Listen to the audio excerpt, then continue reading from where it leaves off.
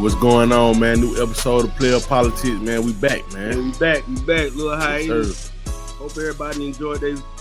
Never mind, we don't celebrate that. But anyway, we don't really be on that like that. Hey, I hope everybody enjoyed their day off work. Yeah.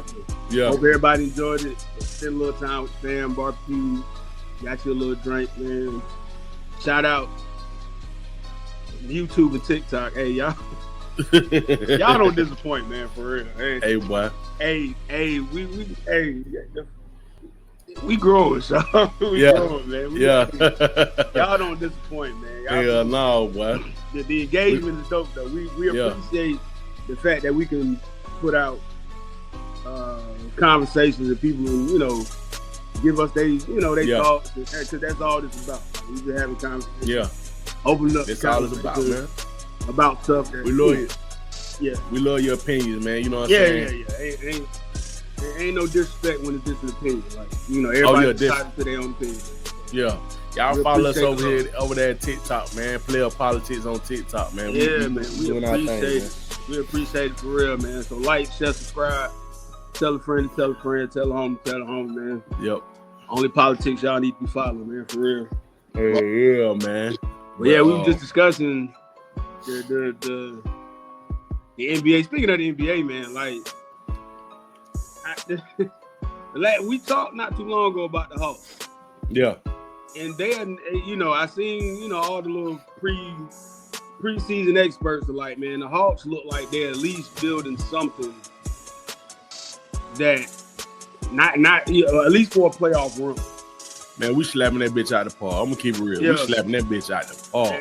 And I'm like, okay, they are putting pieces together at least for a good, run to the playoffs and even a run in the playoffs. And I think the season's gonna be interesting, man. I think OKC after winning the championship showed people like, okay, and now we got to get out of the superstar-driven. That super team shit. You got to put a team together. Like it's great. It's great if you can get 2-3 superstars and it works. But the last few times they've tried it, certain teams, it had like Phoenix, it didn't work. Mm-hmm. Like, Phoenix didn't work.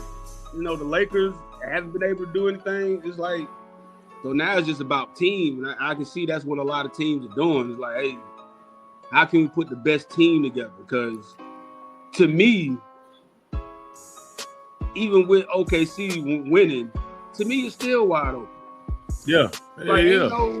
It's not like you looking at OKC like, okay, this about to be a dynasty for the next 4-5 years. Like they're gonna be a good team. They're gonna be a good team, but great team for the Knicks. But you gotta ask yourself, if Halliburton don't get hurt, that's what I'm saying, do they win the championship? You gotta ask that question. You know what I'm saying? You never know.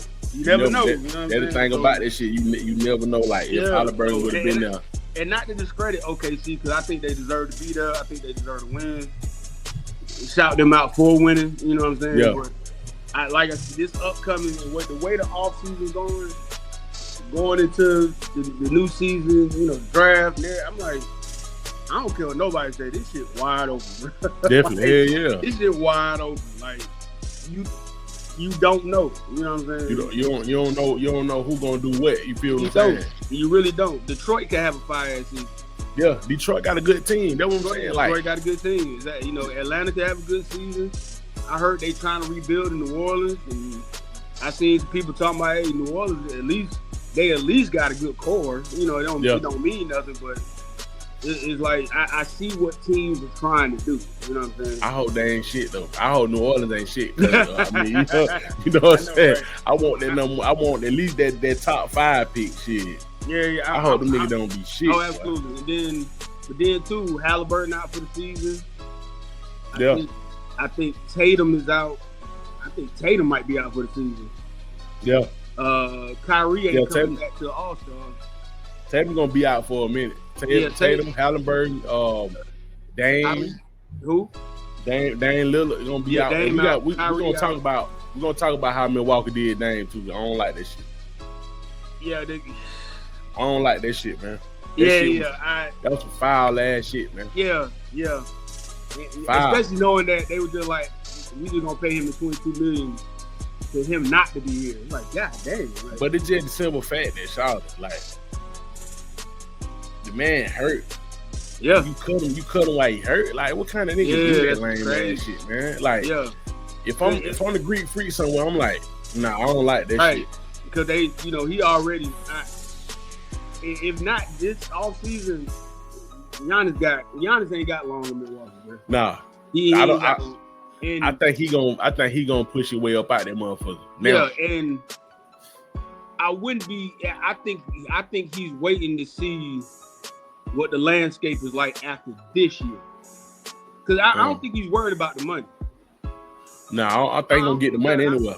You're gonna get your bread regardless. You know what I'm saying? You're gonna get that bread anyway. Yeah, you're gonna get the bread regardless. I really think he's sitting there like, okay, he's chasing rings. Nah, I don't give a fuck nobody. Like Giannis is like, I want another one. Like, I got one. And that's cool, but I want another one. Like, I don't want to be that one and done ring guy, whatever. So I don't know. It's gonna be interesting season, man. It really is. Like, cause it's just like now you gotta look at this shit like, if a motherfucker, he looking at it like, okay, and this is a different way. This is a different way of looking at the shit. Like he's thinking like, I'm thinking rings first. I'm gonna get my money. Yeah. Wherever I go, I'm gonna get my bread. You know what I'm saying? You good. You straight. Yeah. So if I let's say you go somewhere like, let's say he goes somewhere like the Lakers. I'm just throwing it out there. He go to the Lakers. Yeah. Okay, you already got another match player out there, so you can't get the full match. Right. But you still can get some bread. You gonna get the money. You gonna get the money, but you might not get the full match like that. Right. You feel what I'm saying? Right. So some niggas just, man, hell no, but I'm gonna get my that little 20, 30 million, but I gotta have that. Yep. Okay, well, do you want the ring or do you want the money? Right. Because you gotta sign people around you. It can't like, hypothetically speaking, it can't just be him and Luka. Yeah. That ain't gonna work. Like, nah. It can't just be him and Luka and then it's like, all right, we gonna win a championship the way. Nah, it ain't gonna work like that. Because we just talked about that. You can't put 2-3 superstars together and think you're gonna win a ring. That shit ain't gonna work no more. Especially seeing how in the playoffs, like, granted Tatum got hurt, but look how New York defended Boston. Mm-hmm. Granted, they might not have did the whole game, but in that third, fourth quarter when it mattered, Indiana would guard Boston a certain way, and Boston turned into this, we just gonna throw up threes, and they ended up losing. You know what I'm saying? Yeah. So in a playoff series where you can hone in on superstar and take away the things that he does, you know what I'm saying? Like that to me, that's why that superstar thing ain't gonna work like it used to. Mm-hmm. You know what I'm saying? Because it's certain superstars you just can't hone in on. Like when LeBron was at his peak, it was hard to hone in on him to stop him. LeBron was different. That's what I'm saying. It was so many ways he could hurt you. Same with Steph Curry. Steph Curry ain't got to get to the hole to hurt you. Yeah. You know what I'm saying? He can throw him up from anywhere, and it's like, okay, you can't. There's no stopping that. You know what I'm saying? But I think Steph Curry was the first. The Golden State Warriors were the first team that was like, okay, we ain't doing this superstar shit no more. Yeah. We got a team. We got a whole team. Right, we got a squad. So it's just like, we got a team of shooters. Okay, you got one 5 shooter. We got a team of them niggas. We got a team. Like every when they had a starting 5, at least 3 of them could hit threes. And they were crazy with them. Yeah. So it's just like, even that shit, that's why I think that shit LeBron did when he beat them 3, when he came down for 3-1. Yeah. That shit was spectacular because he did that shit. He did that shit by himself. Not by himself because he still had Kyrie, but I'm saying I think it was amazing. And I think he made a point, but I will always say, because I watched that series, I watched it. Mm-hmm. If it wasn't for the defense of Amon Shumpert, J.R. Smith, and all them, defense, and if it wasn't for how Kyrie was dogging out Steph, people don't talk about how much Steph had to do on the defensive end. Trying to guard Kyrie. And still, granted, he was going to get his points, but he had to go back down to the other side and try to stop Kyrie. There was no stopping that thing. Hell no. There was none. LeBron was going to do what LeBron do, but, that was at least in the NBA, the most amazing comeback. You know what I'm saying? Yeah. Like I think I remember in baseball. I remember watching when the Red Sox. I think they was down 3-0 to the Yankees and came back. Yeah. 4 straight games and won. We ain't gonna talk about Super Bowls. I don't even want to talk about Super Bowls. No. We're gonna skip right over that. We're gonna skip over that shit. But you know, yeah, that Cleveland comeback. That was one of the biggest comebacks in sports history. That's something you was watching it. Like I ain't gonna. That was probably the only time I ever rooted for LeBron to win the championship. To be honest. Yeah. That was the only time because I didn't have a dog in the fight. I couldn't care less either way. But yeah, I was just looking at the game, but I'm just saying, like, back on the Dame Lillard shit. Yeah, Dame. It's just a simple fact that that shit foul, man. Like, and it's just like all this shit you got riding on this shit, cause now you gotta see a Greek freak happy. And obviously they say he's not happy with the way they pulled the shit. You feel what I'm saying? He wasn't feeling that at all. And it's just like, okay, why would you even do that shit? And then you got Miles Turner. It's just like, okay, Miles Turner a good player, but okay, you cut his salary just to pick him up, right? So I'm like, what direction y'all trying to go in? Right. Y'all pretty much just said, man, fuck what you think, but it's like, nigga, we finna go this direction. If that's the case, shit, well, you need to damn find me somewhere to go then. Yeah, I know, right? Straight up, shit. I mean, who the second option? That's what I'm saying. It ain't Miles Turner. You thinking about the team. You ain't thinking about how you gonna build around me. Right. So it's just like, okay, cool. Man, yeah, and that's what I said. I think he's gonna, I can see him leaving, but it's also one of the things like if they haven't figured out anything yet, it's all right. There's still time, so it ain't like there ain't no time. But it's almost like all these moves being made and that hasn't been done yet. And it could still be something out there. So, and a lot of people. I see a lot of people talking about Giannis to Atlanta, and I'm looking at all the trade, little mock trade they got. I'm like, they're gonna gut the team, y'all. Like I fuck with them, but I ain't with it. I ain't with that, man. Like we built the team. They would gut the team, and he will also end up in the same situation he's at already in Milwaukee. Pretty much. So that don't make any sense to do. You know what I'm saying? Like it pretty much like it's just like, okay, we with a all world point guard, but it's just like,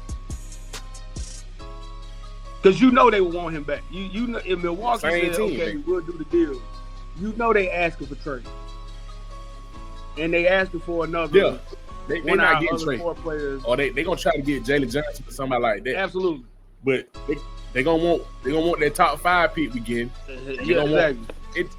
I'm just looking at this shit. I'm like, Shawty, it just don't make no sense to build your team up for like this and then gut the whole team. It don't make no sense. Like I said, it'd be different if he's a free agent. He can just do whatever the hell he wants to. Yeah, hell yeah. In a space where you gotta give up something. Yeah. Milwaukee is not. Yeah, we gonna let him go for some draft picks and one of your role players. That ain't happening. Especially with all the assets you got, like they see all the assets y'all got. Okay, y'all got 2 first round. I got 2 first round picks next year. Y'all got this, y'all got that. Mm-hmm. You're like, they'll be stupid not to down try to ask for some shit. You feel what I'm saying? Absolutely. And it's just like I fuck with Giannis. He a good player, but I'm not trying to gut my team, man. That shit it don't make sense, man. Because it will also be different if Atlanta was a non-playoff team. Like, what I mean by that is, granted, they not top 4 every year, but they top 8 type now. They in the play-in. You know what I'm saying? They get in the number 8 spot. You know what I'm saying? So you're not dealing with a team who's just starting with square one again. Just trash. Like, you know what I'm saying? Like you start with square one with Giannis. You don't have a trash team. You know what I'm saying? You start with square one with Giannis, and then you trying to build back up again. Right. This team is building already, and we pretty much at the final form at this shit, and it's just like you finna gut this shit, right? And then Trey got to start over again. Like it's just like, because you got to think, you got two superstars you got to down take care of.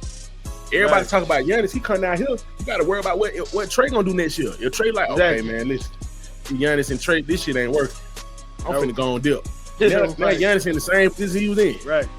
Right. So it's just like, and look what happens when teams gut. Chicago been rebuilding since the '98 Bulls, bro.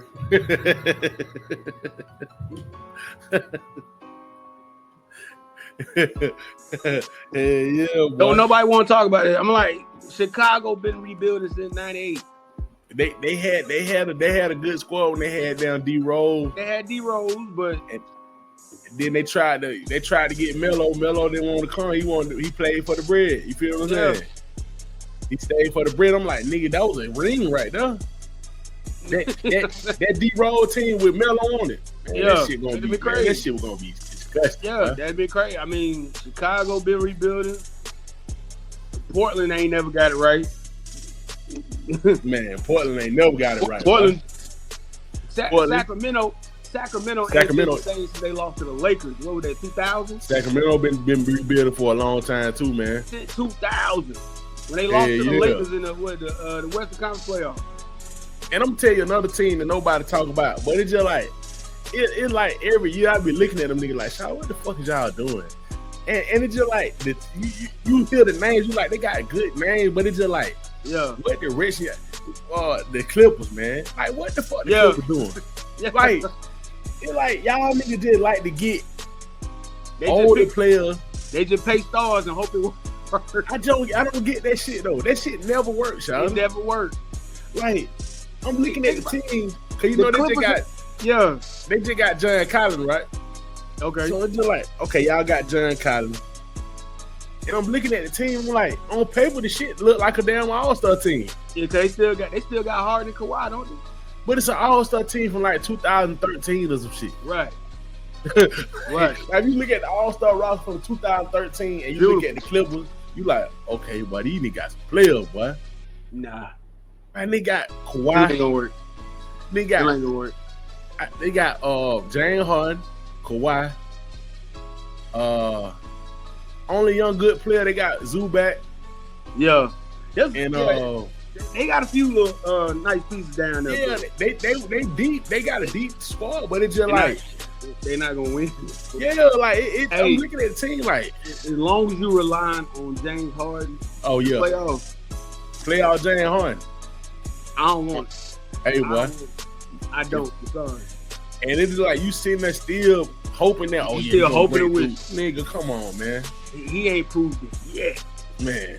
Playoff James Harden. And one day we're gonna find out why. I think there's a theory behind why. I don't know what it is. I'm just saying, like, it might be a few years after he retired and all that. One day it's gonna come out because somebody's gonna ask him. Somebody's gonna be like, "Hey, man, your legacy has always been that you was an amazing player in the regular season. But come playoffs, you just fold. Like, there's gotta be a reason, son. Man. You can't do all that, all these games. 82 games, you go ham. 82. Well, we'll say like 70. You know, nigga always taking a day off. Yeah. 70 games, you go ham. Yeah. Man, we just need you to get 4 games a series. 4 games. Go crazy. We need to go crazy. 4 games a series. That's all we need you to do. I don't know, man. I can't really put a finger on that shit, man. It's just like that's his shit. I'm not even saying I know what it is. I don't. I'm just saying I think that's one of the things after he retired, we gonna start, because you know how we starting to hear stuff about players now, like you know, Carmelo got his podcast, Jeff Teague and Lou Will got his podcast. Like everybody got podcasts, and they don't mind talking about what this experience was, and so you just like, oh, okay, well this makes sense. Why is happening?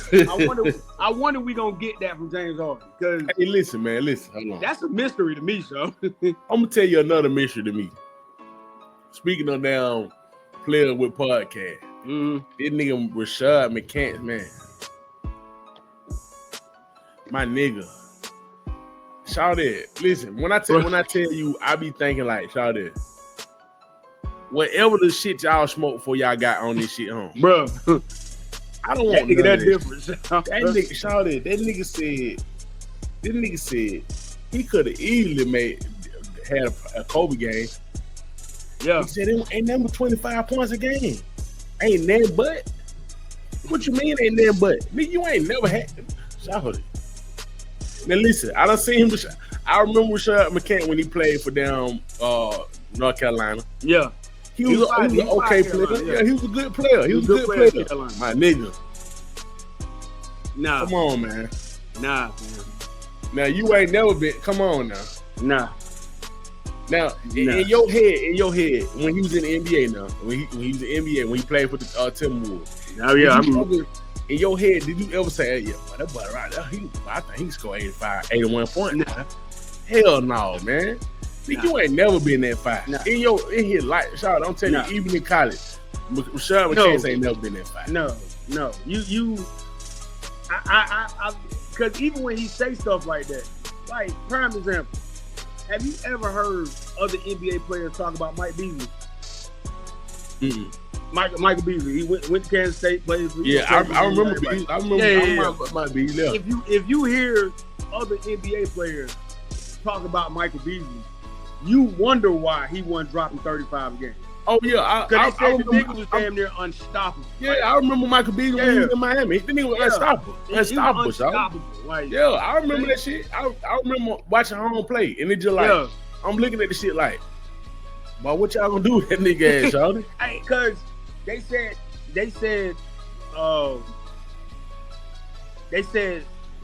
when he was in Miami, and I think he played with LeBron for a year or something like that. Nobody ever beat him one-on-one. And so they were like, dang, LeBron and Carmelo? He was like, no. Said them niggas couldn't do nothing with Michael Beasley. No. Great thing was, offensively, that nigga beat him one-on-one was Bam out of bio. He said that's the only person that ever beat him one-on-one, which I was like, damn, I ain't Bam like that, you know. But, and I know Bam was a good player, but, you know. Bam is a damn, like, long arms and shit like that. They say Bam could play like a point guard if he wanted to. Yeah. But he too damn big. They don't need him for that. But anyway. But his repertoire, offensive, man. If you look at some old games at home in Miami, right, his repertoire was crazy. Man. Yeah, crazy repertoire.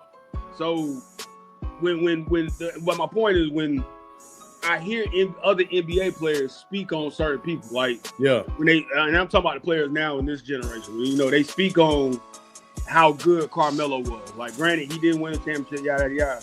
But they was like, there was no stopping Carmelo. Like, if Carmelo wanted to drop 50, he would drop 50. Yeah, and there was nothing you could do about it. You know what I'm saying? On the block. That's why I be saying when I be hearing about niggas be playing with Kevin Durant like that. Right. Yeah, right. Come on, man. Y'all niggas stop playing with him like that, man. Y'all niggas know y'all can't do nothing with that nigga, man. Nothing. And granted, you know, it's hard to, you know, when people don't win championships, you have them conversations like this. Just like, but see, that it's a lot of shit. It's a lot of shit that go into that. Shot. Absolutely. That's why I don't like with having the team. About because it take a team. It take an organization to build a team. Shot. Right. Like you can't say, okay, well, he going to New Orleans, shot, and he gonna win the rings. No, nigga. If your organization don't know how to build no roster, how good you will. Not only that, I learned this year.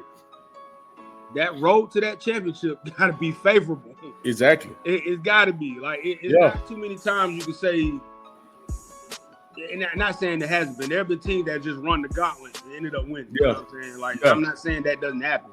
But there are certain times where it's like, things really had to go your way. Yeah. You know what I'm saying? LeBron with the first, to me, I say Jordan. Players like that, but mostly I say LeBron in our recent time.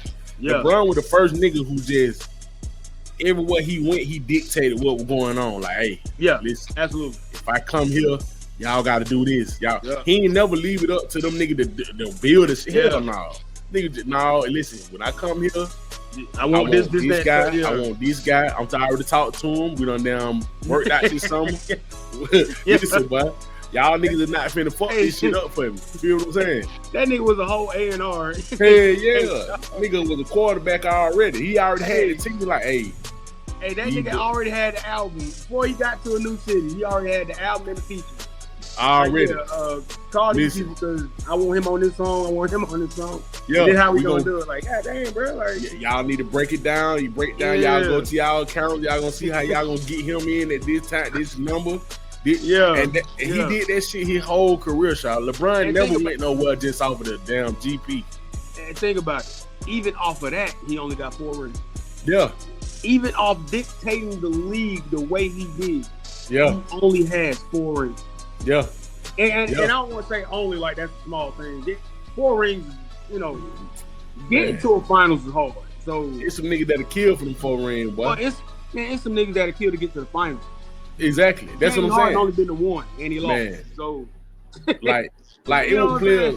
You gotta think like it was players back in the day like Gary Payton and all them niggas like that. Them niggas was so fucking good, shawty. But it's just like the team, shawty. The team didn't, and then I ain't gonna say Gary Payton didn't have a good team. He had some good teams up. But it's just the Bulls, I like that. They weren't building the team like the Bulls, shawty. The best Sonics team, who they ran into in the finals. You already know who they ran into. That was the best Sonics team they had. And them niggas were fire. That Sonics team was fire, boy. That shit was fire. That year, that 96, they was fire. I hate that's another thing I hate. I hate that it's a lot of teams that don't get the shine that they deserve because of they played into the joint years. You feel what I'm saying? Yeah. Like that Utah team. Utah team with them John Stockton, Hornacek. That was a squad, man.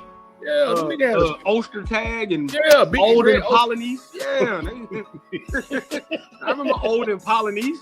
Russell. You know, Russell already get the rap for getting his ass crossed up, but it just Charlie John pushed out on the man. He been saying this his whole career. Like it was a good little. Man, that was a push off, man. That shit was an offensive foul.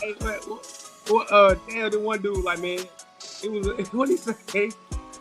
It was a push crossover. And I said, every time I look at it now, I'm like, that was a push crossover. If you look at that, and then look, this shit done been slow mo. This is crazy thing about this shit. That just think about it being Russell being in his head, just thinking about this shit, Shawty. Like, Shawty, I've been telling y'all, nigga, this shit is the offensive foul, Shawty. Yeah. And these niggas actually slowed this shit down, Shawty. Yeah. Got Jordan crossing over slow. I'm talking about, you can see the nigga pushing in the back. I don't turn around like. Now, the only thing I would say about that was, even if Utah wins that game, they still got one more. Yeah, they still got one more. But I'm just saying, you still have one more to go. Y'all nigga, but I'm just saying for the simple fact, y'all get here on the highlight reel for some shit. That's an offensive foul. So. Yeah, Utah. But yeah, I agree. Utah. And just think everybody say, hey man, shut the fuck up, man. Oh, nowadays, man, shut the fuck up, nigga. Ain't shit you can do about it now. So. It's over with for your screw ass. Hey, it's over with. Over and done. But I say Utah back then. Utah,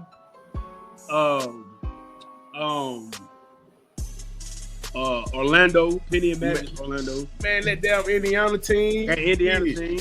The Knicks. Phoenix. Yeah. Phoenix. The Knicks had a good team with Starks, Ewing, and Mark Jackson, all them. That was... I know nigga gonna say we biased, but shit, nigga, them Hawk team. We had a squad. Yeah. We had a fucking squad, man. Mookie Steve. Yeah. Steve Smith, Mutombo, R.I.P. You know what I'm saying? Christian Laettner. Yeah, we had a squad, so. Yeah, the Hawks had a squad back then. It just MJ came down them motherfucking down. Hey, and who they ran into in the first round? MJ came down them over. I remember that shit. I remember. Came out embarrassed our ass, boy. He came out this bitch embarrassed our ass. But you're right. No, you're right. There was a lot of good teams in the '90s that just when Jordan overlooked the court. I mean, good luck. They got overlooked, man. Good luck. They got overlooked, man. And then we got to put it out there. He still was getting them same damn SGA call. Jordan was getting them motherfuckers in the 90s, so. Yeah. Ain't fucking call, man. I mean, and I get it from the business standpoint of any sport. Yeah. Because I watch soccer. People know I watch soccer. They do the same thing. Yeah. It is the star guy. Like Messi. Everybody know who Messi is. Even though if you don't watch soccer, you know who Messi is. Yeah. You not roughing up Messi. Nah. Even if it's a clean play, it's like, hey, nah. Nah. Nah. Because people go to games and watch. The MLS has a deal with Apple. Yeah. Apple TV. just because Messi's here. Exactly.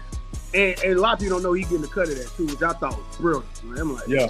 that's a beautiful thing. You get a cut of a TV deal. Good Lord. Hey, that's the LeBron effect. Hey, boy. Yeah. I need to have my hand in everything. Yeah, and you exactly like now in the NBA, you kind of find that new face. But I agree with what's his name, Tony Kornheiser on ESPN when he was like, until LeBron and Curry retire, you can't pick another face yet. He said, even though you got these new stars and all this stuff, he said until they retire, ain't no new face until LeBron and Curry out of here. You know what I'm saying? Yeah, I can see that. And I agree with it because I'm like, yeah, because LeBron, I don't see LeBron win another one, but you never know. You know what I'm saying? Yeah, you never know because hell, Golden State still acting like they trying to win one. So it's like Golden State be making moves like you gotta stay competitive. Yeah, Golden State be making moves like Curry 30. Curry you gotta stay competitive though. They be making moves like, hey, and I don't blame him because Curry's style, you can still build around that. That's what I'm saying. Curry can play for a minute. Curry can play well into the 40s. Yeah, because it don't take no athleticism to play like that. Nah. I mean, the only thing about him, he might become a defensive liability. He always been that though. But he always been that. So, He always been that. Shit. He ain't got nobody one-on-one. Yeah, you already know you got to build around him. They're the same thing. That's why I like the way Atlanta building around Trey. Right. You should have been doing this shit. You should have been building it like that team. That Lou Williams team we had. I love that squad. Yeah, I love that squad. But the simple fact was we didn't have enough defensive players, y'all.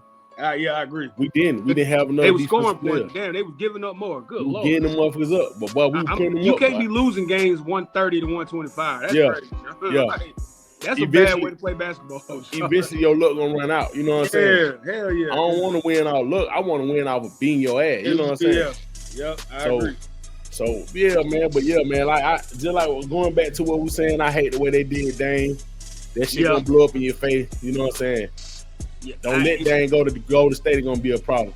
Listen, if or when Giannis leaves Milwaukee, I give him another 20 years, boy. I believe they'll be down and out about 20, 30. I believe they signed Giannis out the door when they did that shit though. I'm gonna keep it real. I think they got him out the door with that shit. They're gonna end up, unless they just make a move for another superstar, hope to find one. Cause that's why I brought up the Sacramento and Portland. Look at Washington. Good Lord, like I forgot they existed for a minute. I was like, but hell, look at Utah. If you thought they get this top 5 pick, you really would be like, hey, get down there. I didn't even know them niggas still there. Like, man, Utah trying to, all them boys trying to rebuild. You know what I'm saying? Yeah, but that's what I'm saying. So you're gonna be a bottom feeder for a minute. Yeah, Utah been rebuilding since Karl Malone and stuff. Exactly. Washington ain't been the same since Gilbert Arenas. But they had them when they had Spider and they had Gobert and all that shit. Yeah, they were competitive. They were a good team. That was a good team. It just, I agree. You know what I'm saying? But they weren't gonna beat Golden State and all them though. You know what I'm saying? No, I mean, but you know what I'm saying. At least you were competing. Like that Utah team they got now, they ain't competing with shit. Nobody. We're gonna get the top pick before you talk about we're gonna get the number one pick. That's about it. It's tough to rebuild in basketball because it's such a. That's why I think it's called the draft lottery, because that shit really is a lottery. But they Utah was so bad last year, they should have got that motherfucker. Yeah, absolutely. They should have got that pick, man. Like horrible, man. Hey, once somebody did, and the NBA did everything they could to make it be like, oh nah, there was no deal with Dallas, yada yada. Nigga, please. Man, like nigga, please. Even they responded to that shit. You can tell they did that shit. Yeah, it was like, oh nah, y'all think this fake, man. Man, nah. The manager, the black dude, the smirk he had on his face, I said, yeah, that was. Yeah, man. that was a backdoor deal right there. Like he had a smirk on his face, like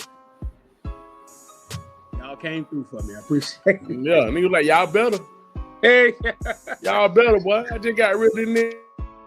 Hey, man. Got rid of hey, This some NBA mess. Hey man, we not gospel, but this shit was funny as hell. I don't even know if this is true, so we gonna speak on it as if it was just something I saw on Instagram. When I saw that the Houston Rockets coach might have been trying to holler at Drea, boy, I about cried laughing. Hey, listen, man. Listen, Sheldon. Okay. I hope it's not true. That shit had me rolling. This where the war, man. This where the war, y'all. They said, what is name? Udoka. Udoka. This the same nigga that cheated on Neil Long, right? Yeah. Same nigga that cheated on Neil. This nigga, and I don't care what y'all niggas say, the nigga cheated on Neil Long.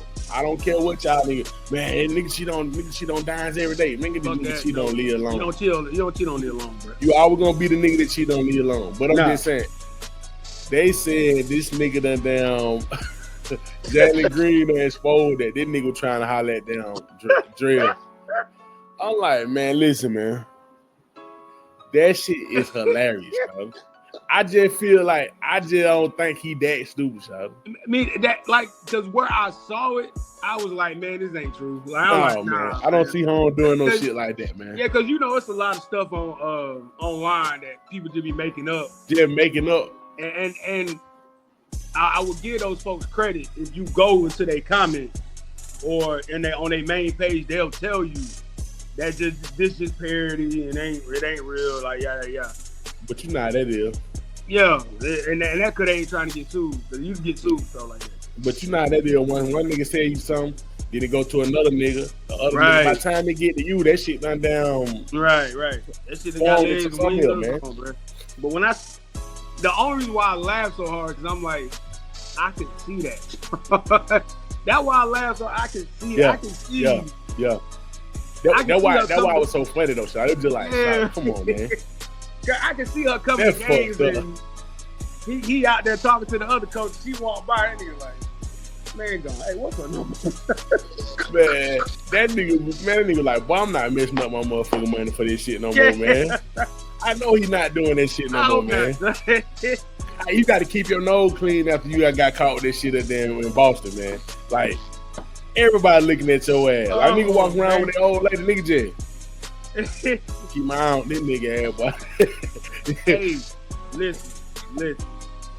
There are women out here, though, that will have, especially in spaces, in close quarter spaces like that, like a team or an office building or something like that. There are women out here that can have a bunch of men in a tiny space in a chokehold, bro. Yeah. There are women who are genuinely that fine, that beautiful. They have an aura about themselves. It might be the way they speak. It might be the way they handle themselves. It might be their mannerisms. It could be.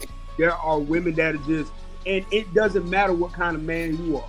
Yeah. It don't. Like, and not a lot of them. I'm not saying it's just all women. No, I'm not saying that. But there are certain women that is in this particular office building, you know, teams or whatever. It's just like, yeah, get her out of here because she's gonna rip it off. She gonna tear that whole building down. But it just get out of here. It just like, we gotta talk about this shit, man. We gotta talk about like how niggas. Like it just especially like in the workplace, son. Yeah. It's like, I know it take everything in a nigga to just say, man, listen, man. No, man. Cause you know y'all niggas be surprised how much this shit happen, man. I agree. Y'all be surprised, like every spot, every job got some shit like this. Where everybody. And some niggas just cannot. They can't stop themselves, son. Like, and it don't matter what they do. It don't matter what they do, son. And all this, and the crazy thing, here's the crazy part. All it takes is something small or something. Yeah. Cause all she probably, hey coach. That's it. You out of there. That's it. It's done. You out of there. And it's crazy the amount of niggas, like, the jealousy. Oh yeah. That niggas had, like, so I be sitting there like, oh. Hey, that's something I wanted. I meant to talk to you about too. Is that so? We'll get into Diddy in a minute because I heard the whole Diddy 50 Cent situation and all that. What yada yada yada. But I want to run across you the situation of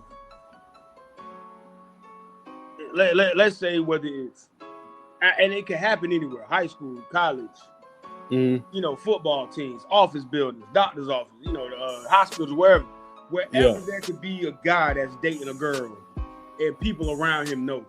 The conversation of another guy being jealous of the situation just off of like feeling like, okay, why he got her? You know what I'm saying? Yeah. And when Jalen Green got with Drea, everybody was looking at the age difference and this, that, and the third. Hey, she taking advantage, yada, yada, yada, which to an extent she is, whether y'all like want to call it or not. To an extent she is, but he a grown man too. He make his own decisions, yada, yada, yada. But the point I'm bringing up is, I bet and I put money there are people, men in particular, whether it be the coach, whether it could be trainers, whoever. Like it could be other coaches around the league, other players around the league, just whoever that's either had their chance with her or didn't get their chance with her, and they probably feel some kind of way towards him because he got it, even though knowing who she is, and you know what I'm saying, she been out there before, you know what I'm saying. Yeah. But my point is your thoughts on dudes that bring that girl around, and then some other dude, you know, just straight up hating and being jealous, just off of the fact because they don't think the dude should get the girl, or you know what I'm saying, like, because I've heard dudes call a girl a hoe. Man, that girl a hoe anyway, and really deep down he just mad because, you know, she didn't let him hit the pussy. Yeah. Like, man, listen. I'm gonna tell you like this. I done seen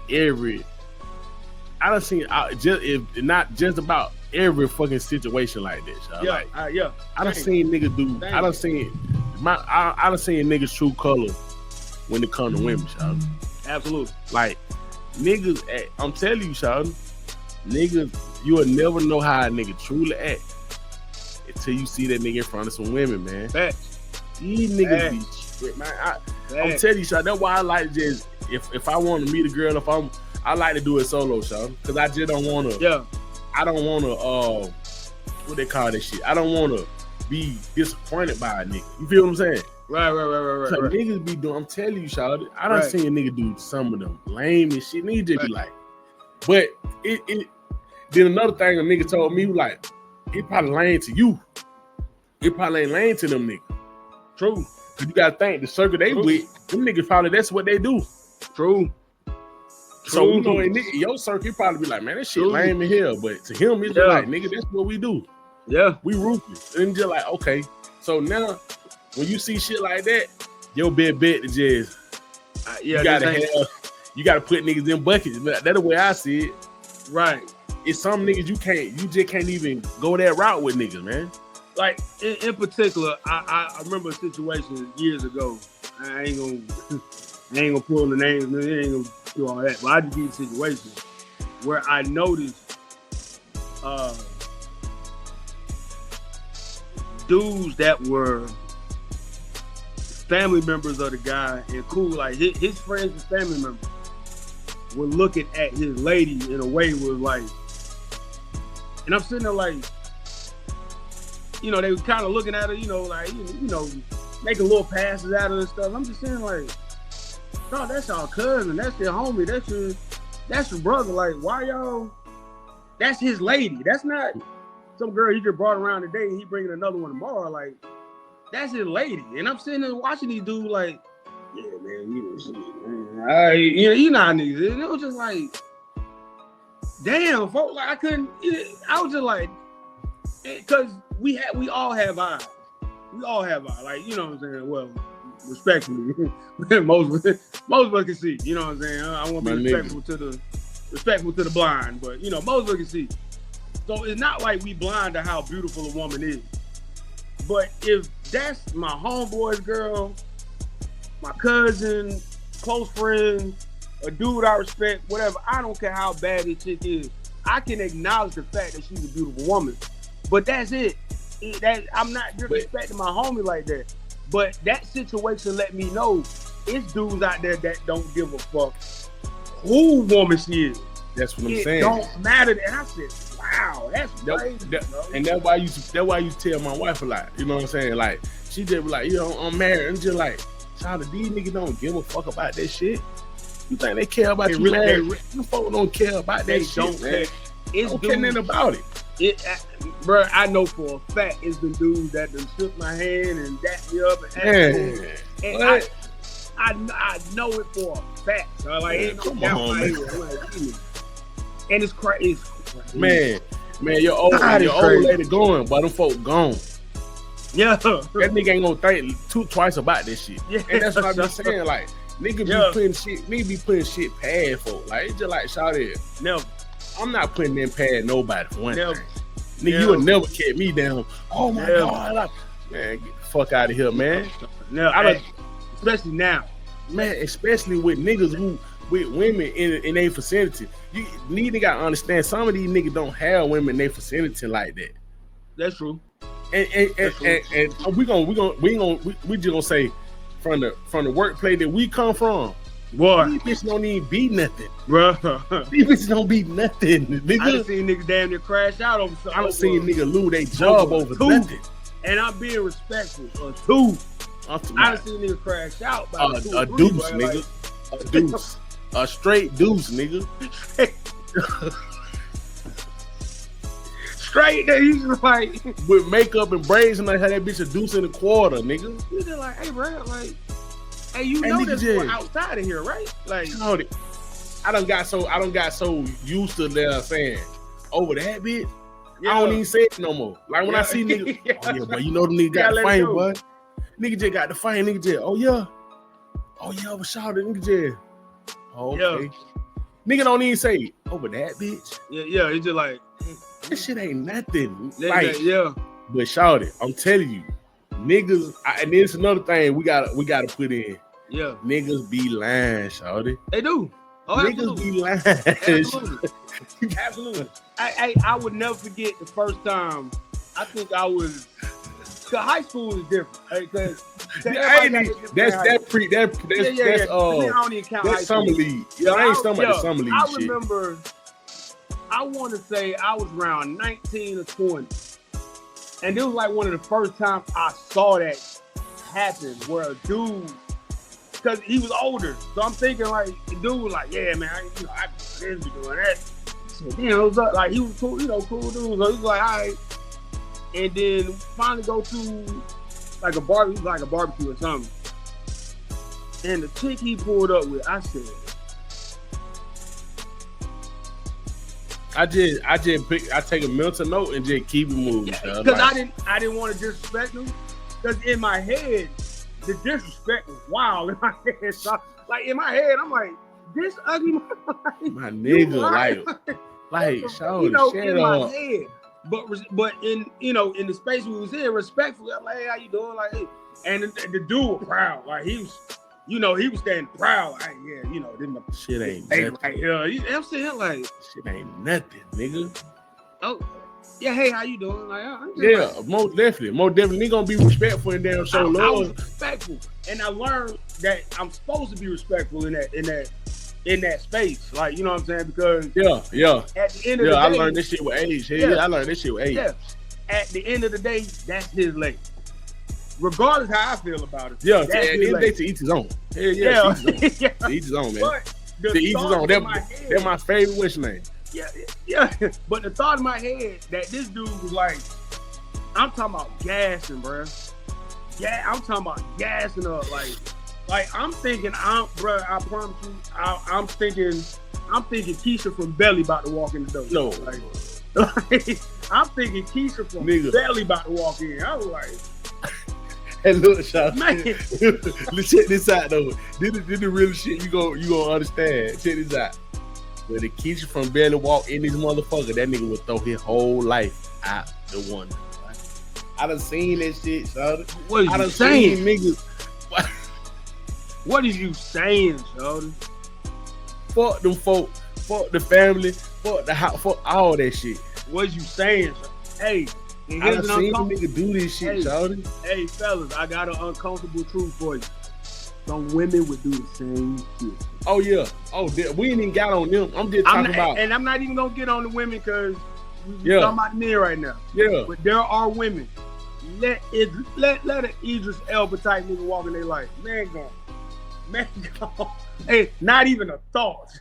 Like, let them flirt. It don't take a minute. It don't take a couple weeks, maybe a month or two.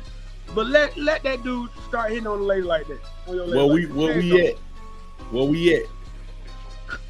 Man, listen. These niggas been so used to working with 2s and 3s. You fucking around, let a 7 walk in that motherfucker. Rap. Man, them niggas are damn motherfucking down. So story about that, right? Story about that. When we first at the job, right? I was about this around the same time, 1920. There was a young lady that started working there. Solid 7. And she dressed it up a good 8 or 9. She put you in the mind frame of who can I describe her like? You know that girl, the South African singer. What's her name? Tyler? Mm-hmm. You know her? Yeah. Yeah, well, you know what I'm talking about. Mm-hmm. A darker version of her. Yeah. This what this girl looked like at the job. Yeah. So when she came in, mind you, at that time, it was nothing but, what'd you say, below average in the building? 2s and fews, nigga. 2s and fews. 2 below average in the building. Yeah. So, bro, I never forget the first day. He walked into and then when we was at break, she walked into one of them break areas, bro. When I tell you, I just move out the way, Sean. Yeah, I just let the rumble begin. I just move out the way. I just let the rumble begin, but I know what nigga finna do, Sean. Hey, I would get my snack. I'd be just like this. I let niggas know, check this out, Sean. I would just be watching. I was like, I'm about to watch all you do crash out. Like, from where we work at, Sean. Yeah. I done got to the point where it's just like, Sean, I let niggas know I'm out the race. You ain't gotta worry about me, my nigga. You ain't gotta cut my head off. Facts. Don't even think about it. You got it, Sean. Don't try to make me look like a lane. Don't be trying to sun you finna fight to the death. Don't be trying to be like, say me over there. No, don't do none of that. I'm not in it, bro. I'm not in it. Nigga, you don't have to worry about me. I promise you, Sean. Like, I'm not in it, so bro. Hey. I'm talking about, and she was only there maybe 6 months. Yeah. Okay. Maybe 6 months. Maybe. And it might have been longer than that because I'd say 6 months to a year. Maybe. Yeah. And every day, like one dude was this is how I knew how bad it was. One dude was just like, man, I ask her out every day. Hey, nigga, hell, what? I said, wait, what? Yeah, man, he said every day. He said every day. Every time I see her, he said every day. I said, she gotta be creeped out, motherfucker. Man, and cause that's the other thought that came in my head. I was like, she has to be uncomfortable. At that point, she gotta be uncomfortable.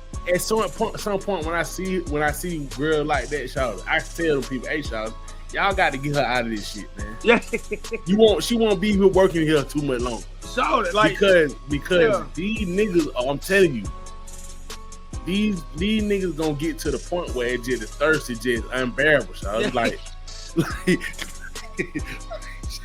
some niggas just be so thirsty. I be sitting there like, shout it. I know shout like, man, I can't wait to get the fuck out of here, man. I mean, and it was crazy because I'm talking about even dudes that was there like,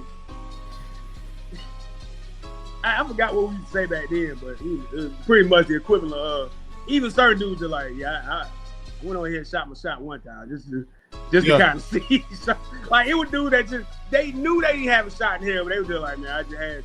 Just had to. Like and disrespect because if you in the vicinity, you gonna shoot, you gonna put up a shot. You know what I'm saying? You know, and so the most I ever did Cause I ain't, like I said, I ain't blind. I ain't acting like I ain't see her in this. She came into the truck one time, asking a little question. You know the questions, that they gotta ask everybody. And she was asking questions, and I'm sitting there just looking at her, and I'm like, it wasn't the thought of let me say something. The thought was, I'm like, how many lines has she heard today? Man, like, you know what I'm saying? Like, I'm like, I wasn't even thinking, okay, what can I say? The only thing I'm thinking is, I'm like, I wonder how many lines has she heard? Because we gotta remember too, we just talking about the regular workers. Mm-hmm. We ain't talking about the big wigs in there. We ain't even got to them, so like, man, you know how they get down. You know how they get down. My you nigga, know how we the not. collar shirts get down. You know what I'm saying? We gotta understand, like, this ain't a work environment. Yeah. We blanket this blanket. Yeah, this is in the work environment, y'all. Yeah, absolutely. When you get to the soup, that's why they got the rule in the handbook that management can't mess with people, employees that work up under them, child. That simple fact right there. Niggas take advantage of shit like that. Right. Women take advantage of shit like that too. Hell yeah. Like, so it's just like, that's why they put that shit in place, because shawty, motherfuckers be doing too much, like way too much. In their work, I got to the point where it's just like, shawty, I'm not dealing with nobody that work with me, man. I'm not fucking with that shit. That shit is too much, man. And I mean, with her, like I said, she's in the truck. I'm like, hey, yeah.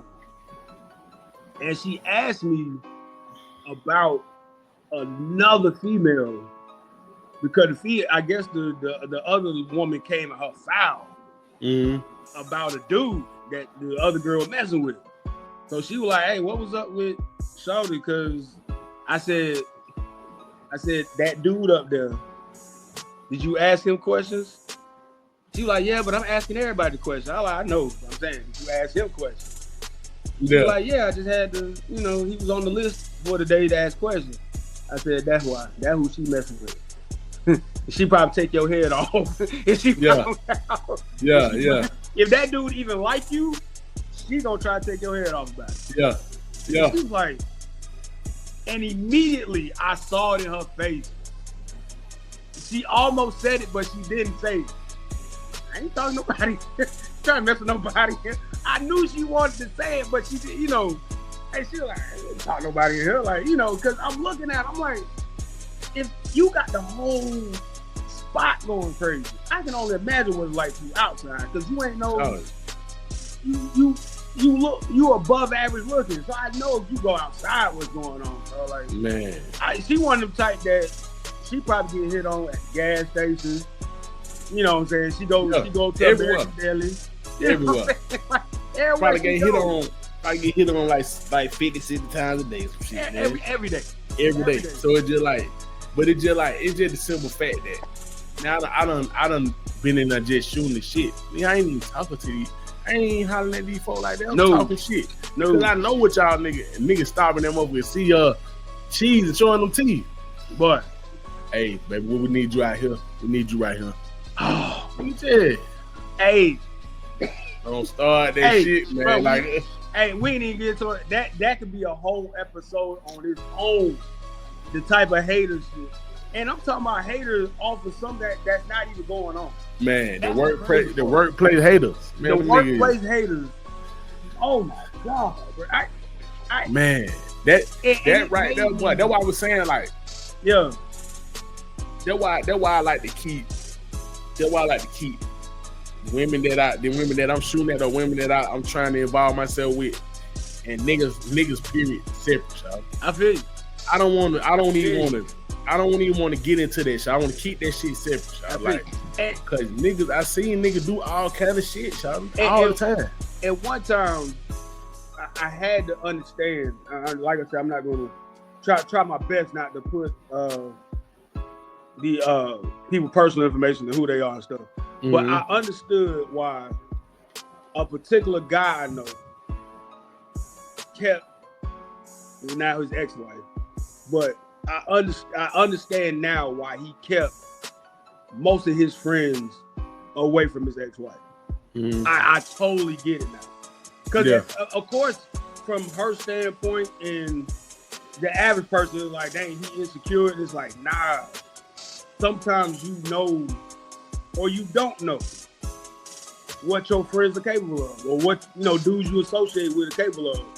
Sometimes you don't know. So like some dudes be in a space where it's like they get in close quarters with your lady, and all of a sudden they hone in on her because she there. You know what I'm saying? Or they around her, especially when you're in somebody else's home. You know what I'm saying? But that kind of to the point where it's just like, shout out, I don't even want to hang with a nigga like that, shout out. Facts.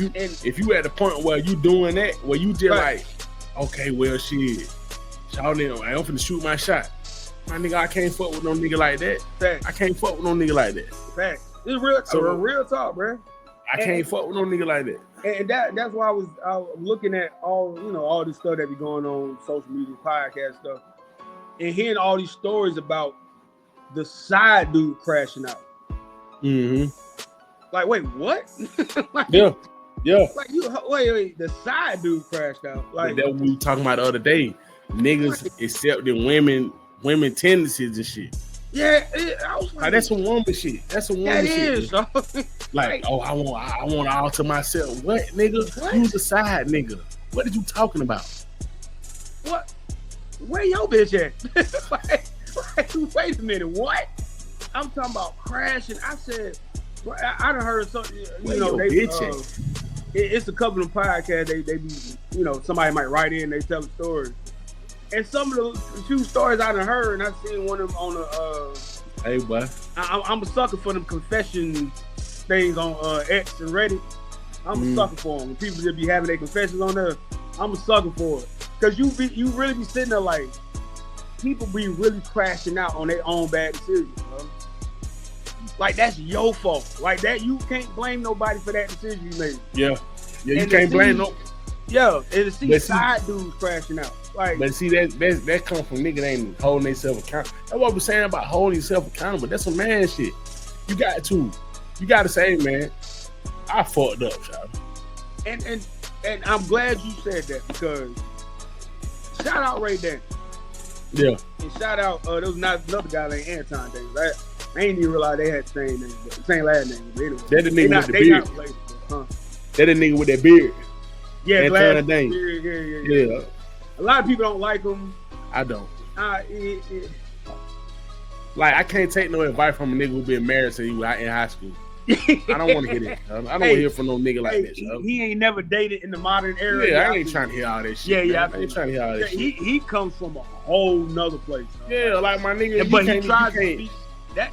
Yeah, that's like being on Earth and then speaking on Saturn like you've been there before. Like, yeah, bro, you just moved to Saturn. You talking about, hey man, Saturn? Nigga, how? Nigga, how you know? Nigga, you a motherfucking real shit. You ain't been there. Yeah, but I've been married to my wife since I was in high school. Yeah. Two different worlds you talking about. Like, shut up, boy. But both of them was speaking on. You were just speaking about accountability, so y'all know where we're going with this. You were speaking on men taking accountability. So they both were saying how Diddy was a victim in this whole situation. And I'm sitting here like, wait a minute. Wait. Hold on. Here we go with this shit. I said, wait a minute. Hold on. I said, ho. I said, wait a minute. Now, do I think he was guilty of RICO? Nah. And we said it when the shit started. When the shit started. We said it from day one. This is not a RICO. This is whatever y'all trying. Wasn't no criminal organization. Wasn't none of that. This is Diddy was a one-man band. And for niggas want to know what we said from the beginning when this shit started. Yeah. Our question was, how in the fuck one man can be in a RICO? Yeah. Period. Point blank. He ain't sold no drug. He ain't killed nobody. Yeah. He did shit, but that was a freak ass nigga. Yeah. Freak ass nigga. And mind you, we're not even saying that he's a good guy. Like, we said it on a few podcasts ago. As soon as he put hands on that woman, all that fuck shit was out the door, y'all. We've been saying this same shit since it started. We've been saying it for years, y'all. But as far as the court and what's lawful, that man shouldn't have been on trial for no RICO. Not in no feds. Not in feds. Crazy like that. Hell no. Now, if there was a state case about abuse and all that stuff, might have been a whole other story. He probably been out of here. You know what I'm saying? But a Fed case, nah, bro. But again, listen, to call that man a victim, I ain't with all that shit. Bro, I said, y'all tripping, bro. Here we go. I'm gonna tell you right now. I'm gonna tell you right now. Listen, mark my words. Here we go. Here we go with these. This is what they call this shit, the manosphere, the manosphere. Yep. Oh, this they what these niggas want right here. Yep. I can hear the video cranking up right now. Yep. I can hear them right now, y'all. And these niggas, like, it's just like, listen, man. A victim. And then this is another thing. If a nigga say, I don't need to take accountability for the shit that he did, nigga, I always think you pandering and I always think you damn on. Oh man, he couldn't these niggas. Right. He couldn't these niggas saying what? Niggas saying the truth, nigga. But what's the first thing they'll say about women? Women don't take accountability. And let's talk about hold on. Before we get into Diddy shit, let's talk about the Angel Reese shit. Okay. Oh Lord. Oh man. They killed me. They tried to kill me, boy. I put out a video on my TikTok. Okay. Talking about I put out the number. Yeah. Hey home, what all the niggas at who had all these fake pieces about how so sorry she is and how garbage she is. Cause she went on like she went on. She's still on this shit. Last night she had 24 and 13. Yeah. Cause she went on like a 10 game or like a 7. But like a 9-10 game went like a streak of this shit. Yeah. All-Star game, all this shit. Yeah. Where these niggas at? What he at? Hold on. Like all our favorite basketball players ain't never started out the season. Exactly. Just a little off. You know what I'm saying? But this is my question then. This is my question about this shit. Yeah. Where are the niggas? Where are these white niggas? Why all these white boys and them? All these white boys, these video. Where David Portnoy? Why all these pussy ass niggas at them? They don't say nothing. They don't say it. If you go, you know what I'm saying? We call it down the middle, my nigga. Right. Y'all niggas, we don't care about y'all pussy ass niggas. Y'all can't do nothing. No, y'all can't do nothing. Cause the crazy part is about any athlete, male or female, man, woman, however you want to say it. All the seasons alone, all of them. Yeah. There are a lot of people that start the season off kind of iffy. Some people really got to get into the season before they really, some people they out the gate they hitting a home run or they dropping 30 or they throwing 3 touchdowns first game. For some it takes a minute to get to the point where they really get going. Yeah. So that's why the pundits. That's why at one time ESPN was a lot better than, because a lot of people on ESPN now are personal. They make everything personal. But back in the day, the internet made that shit like that. Because back in the day, if let's say the first game of the season, whether it's Jordan, LeBron, Kobe, Shaq, whoever, Iverson, first week of the season, the first couple games they only averaging 15. Yeah. The news would be slow start for such and such. Slow start from such and such. Nowadays, if a top superstar start off, a top quarter, let's say Mahomes in the first 3 games only throws 3 touchdowns. Mahomes, he's trash now. He might be on the down slow. This, that. It's like, whoa. Like, how do we go from somebody trash because of the first 2 games? Like, wait a minute. That shit. Charlie, listen. That shit that's another thing we gotta talk about. That clickbait shit. They gotta stop all that shit. Like, everything ain't clickbait that you gotta get niggas to hook niggas in to looking at your shit. Right. Like, and that's all it is. Like, that's the culture it is right now. Niggas just want to clickbait every fucking thing. Like, nigga gotta sit there and just, oh man, is the LeBron on his last leg? Right. And you just, oh man, what the clown talking about? You gonna click on the shit. Then we click on the shit.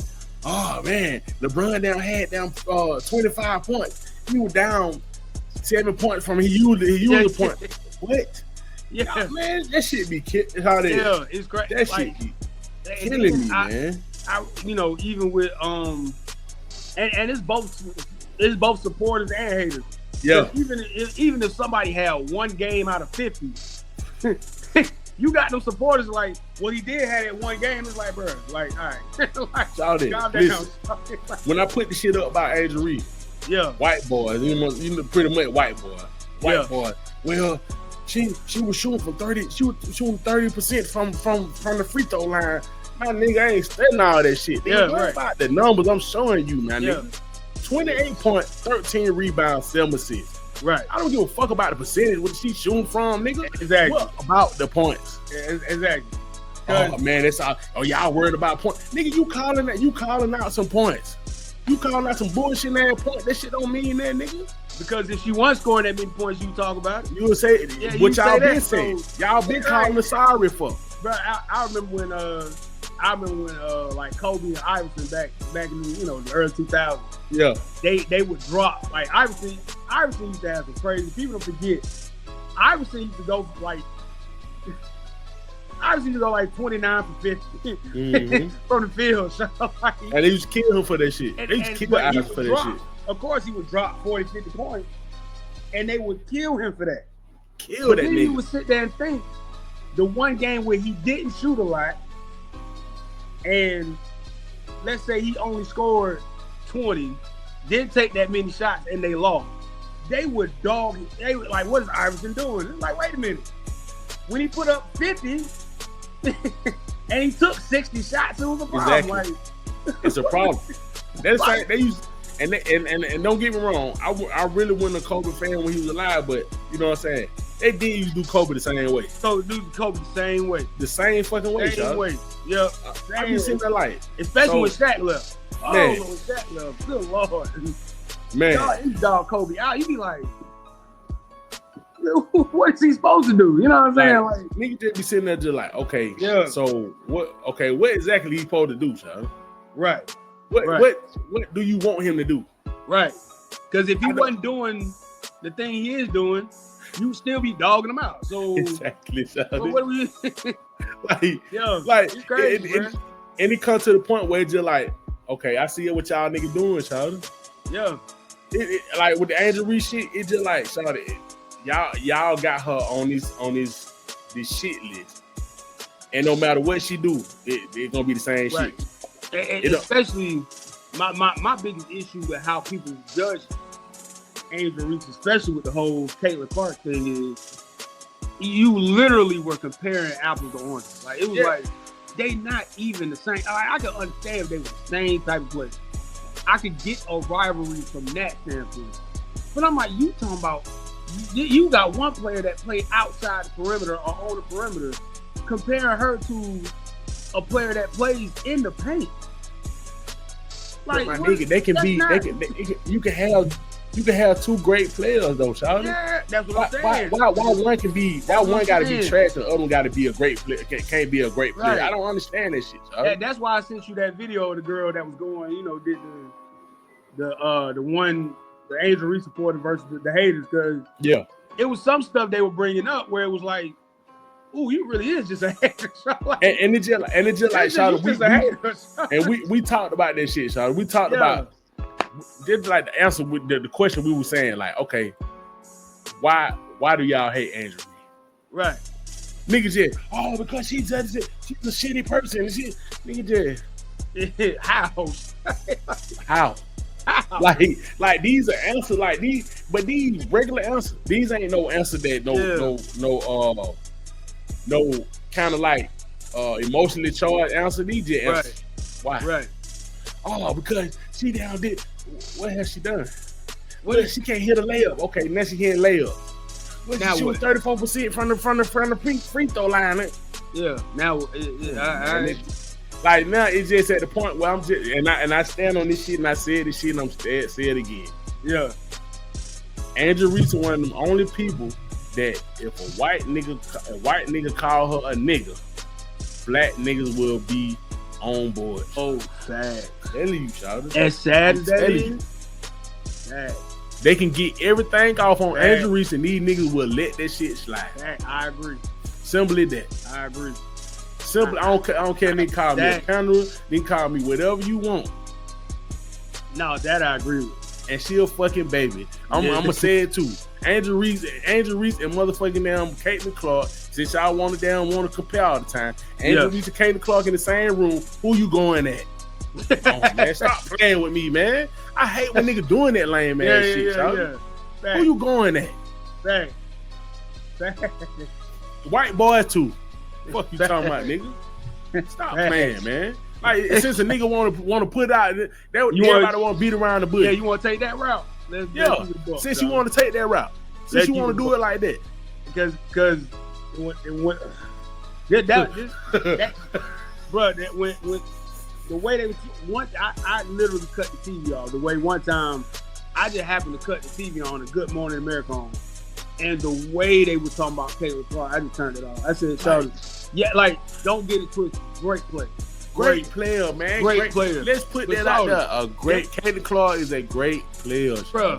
But they were talking about her like she's Jesus, man. Like a supermodel. Like I was like, okay, y'all can calm down with that, dog. Like, I'm not here to dog her out. But nigga ain't trying to shit on her then like that. But come on now, don't give her any accolades. Come on now. Come on now. I was sitting there like, we ain't finna jump out the wonder now. That's my point, though. Y'all doing too much. That what be killing me about this shit. It's just like, whoa, what? Oh my God! And do you see the way she looks? And she's so beautiful, and that's why people are mad at her. Like, whoa, hold it, peel that back. Whoa. Nah, we ain't finna let y'all do that. Wait a minute. No, we can't. You can't do that, Shawty. We not doing that. You can't do that, man. Like I don't care what y'all niggas say, man.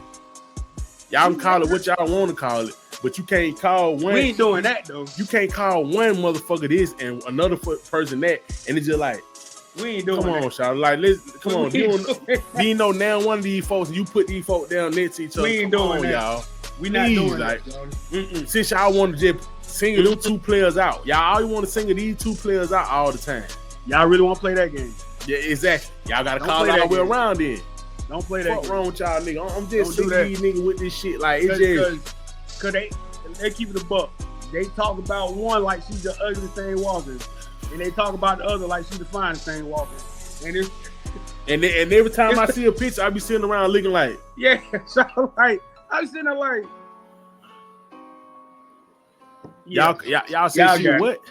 Yeah. I be sitting there like, bro. And it was one dude on. It was a black dude. This was the last season. It was a black dude on X who you just. I'm like, bro, your obsession with Caitlin Clark is unhealthy. I'm sorry, it's unhealthy. When I seen the nigga take all the Angel Reese missed shots.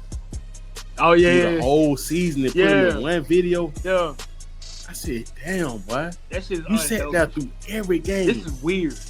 That's like that's weird. This a girl, Shawty. Like, Shawty, you're a weirdo at that point, Shawty. You a man. Like, and it's a girl. You know how mad I would be if some dude was like, hey, man, I just did this video, man. I'm going to show it to you real quick. Like, all right, what's it about? It's about basketball, man. He's like, okay, shoot, let me see what you got. And he showed me that shit. This a WNBA game, though, Shawty. What are we doing, Shawty? You a grown-ass man. You a grown-ass man, Shawty. You a grown... I'm talking about, Shawty, you had that much time on your hand. And to prove what? At the end of the day, to prove what? Just for her to go on a fucking run. And you had to sit there, and you got to sit there with your video that you spent hours on hours to make. Yeah, right. And the nigga sit there and put these numbers in your face like, explain this, y'all. Oh, well, I'm looking at the numbers in percentage-wise. She shot the league average is 44%, and she shot 40%. Okay, you got that. What about these numbers? Yeah. Nah, they ain't. What about these numbers, man? What about the All-Star? What about the All-Star nomination she got? Right. Like, and then it just I don't care if you call it pandering. I don't care what you call it shit. But it's just a simple point. It's just like, shout it. I hate the pile on shit. I hate the fake bully shit. Y'all nigga want to be bullies and shit. Want to internet typing bully people. It's just like, shout you bullying a girl. Y'all are men. Yeah. Pick on somebody out like where she bigger than y'all niggas. Y'all niggas pee under her. But I'm just saying. Yeah. Pick on a man, shout. And they don't. Well, we gonna get into that because we know, man. When you see some of these niggas ass in the street, man, come on now. Yeah, exactly. But, yeah, we gonna go skip on. But look, check this out. I wanted you to see this video. I want you to know. I want to see your opinion on this shit, y'all. All right, check this out. I'm saying that you can't uplift some young, help some young get in position, but the reality of it is, ain't no trying to put no other in a position to take his job. I just feel like if you really believe that you that, then that shouldn't stop you. But if I'm a OG, right, and we all work different, and I see that young is that, I know that he's more in tune with the culture right now. Everything around the board. He young, he got me beat everywhere around the board. That young gotta come take my job. I can't put that young in position to get me out the way, and now I'm running around, can't feed my family. I think it's too much money out here for all of us. You know what I'm saying? Yeah, but it's only a certain amount of positions that's right there. Now you're right. What I'm saying. You're right. You feel what I'm saying? You're right though. But at the same time, it's like, when are we going to shift from the individual mindset to the collective one? You know what I'm saying? Because what you just said is that go deeper than rap. That's just how we are as a culture, as people. You know what I'm saying? Right. It's all me and mine, and it's like, you know, it's not enough for the collective idea of us. Like, where do we want to see this shit go in 20 years? Right. You know what I'm saying? Like, and even still, it's like, just because you share your light or you shine your light on somebody else who's coming up or who might be more hungry, that don't mean that you necessarily you compromise your position. No, you know what I mean? I think that's just been the historical approach. Facts. Now check this out, y'all. Facts. Shout out Joey Badass. Shout out Joey Badass. That nigga put that nigga in his place, y'all. Yeah. Shout out Joey Badass. That was a great fucking answer. I love that nigga answer, man. That is the truth. And this coming from a down south hip hop fan. Yeah, I don't care about it. I've always liked Joey Badass. Like, never. I'm okay with the music, but I've always liked him as an MC. Like, like from the first time I heard him, I thought he was dope. But since he's become like the actor and all that, and I enjoy watching his interviews too. Yeah. And whenever he does an interview with whoever, I enjoy watching. The dude, he's just on point. You know what to me, he just gained the fans, y'all. Because just like, we need more niggas in out in the media shit with that same mindset. Absolutely. Because this nigga Gillie, shout, he wasn't wrong with a lot of shit, shout. Yeah. Niggas who think like him. Yeah. That's the reason why we in the position we in, shout. Absolutely. You got these old ass bitch ass niggas, shout. Absolutely. And we've talked about it. Yeah, we talked about so many times on here. I agree. But we got these old ass bitch ass niggas who wanna just take all the fucking everything, y'all, and just keep it to themselves. They want it all. And just, you don't want to help nobody else. And it's just like, my nigga, just like he said. And he said the shit straight off, and it's just like, I can't believe you said this shit, y'all. Yeah, he said it. He said it. And then I'm getting to the point now, too, where when I listen to people explain, like in that situation, the way he explained it, I'm not only am I listening to what they're saying, I'm listening to the words they use. Yeah. Because sometimes it's deeper than just a whole theme of what they said. Because look, Pete, what he said. He said, we're talking about here. Yeah. So he's talking about just the top spot. Yeah, the top spot, yeah. And it's like,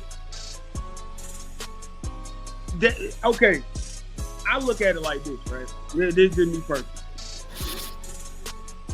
I want to get in the game.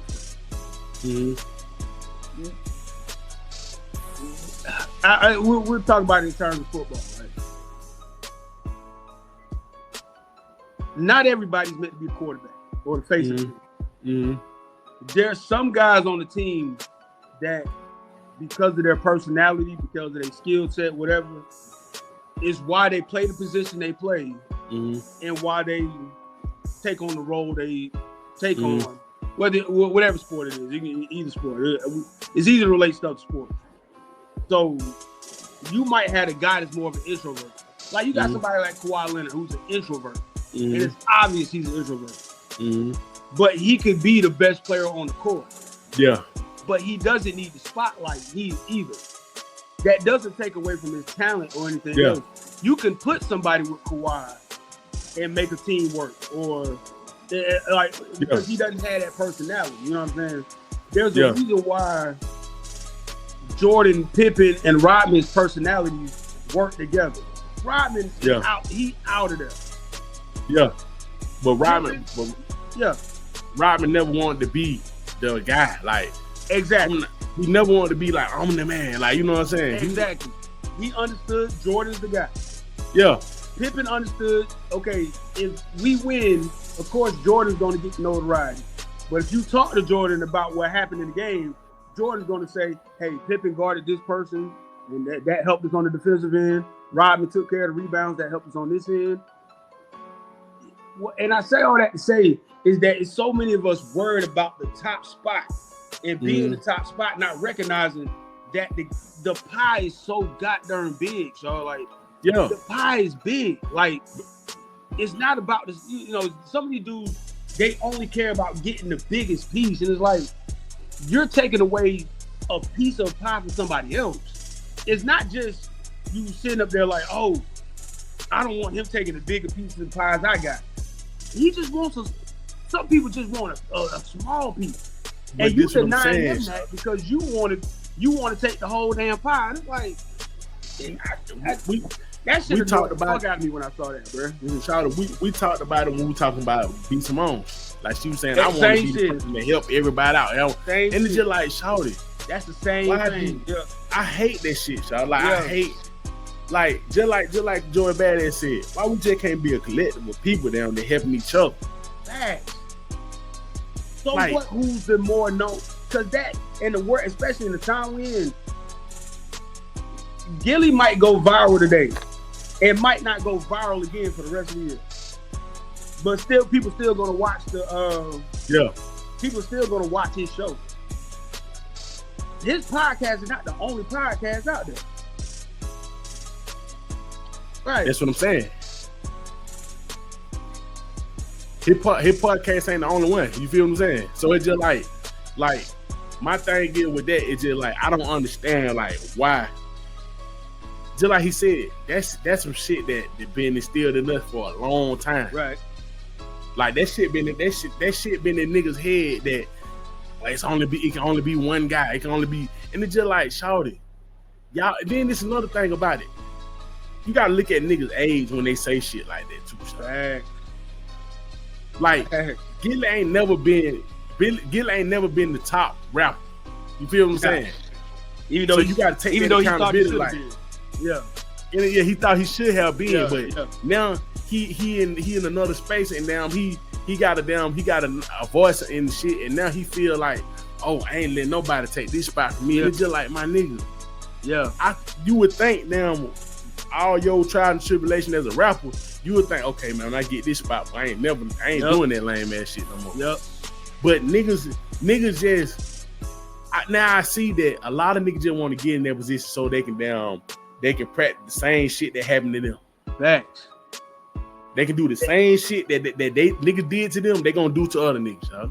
The hardest thing I had to hear, I heard this a couple years ago. They were talking about how black men, let me clarify that, how some black men want the same power and they want to be able to wield the same power that the white men have what white men have historically done.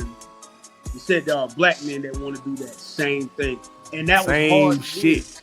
To say, it was so hard to hear because it made so much sense. And you see it. I'm sitting there looking and I'm like, and it hurt. Because I was like, why? And you know that's one of the reasons why we're in the situation we're in, because there's a black guy that got power. Yeah. And now he's sitting there like, oh, I can do all the stuff. Now I can make this person do this.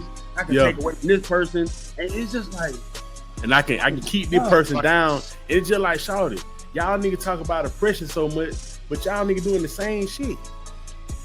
This nigga just said from his own mouth, I see a nigga with potential. You know that young nigga supposed to be in another in a platform where he can motherfucking really shine and really do his thing.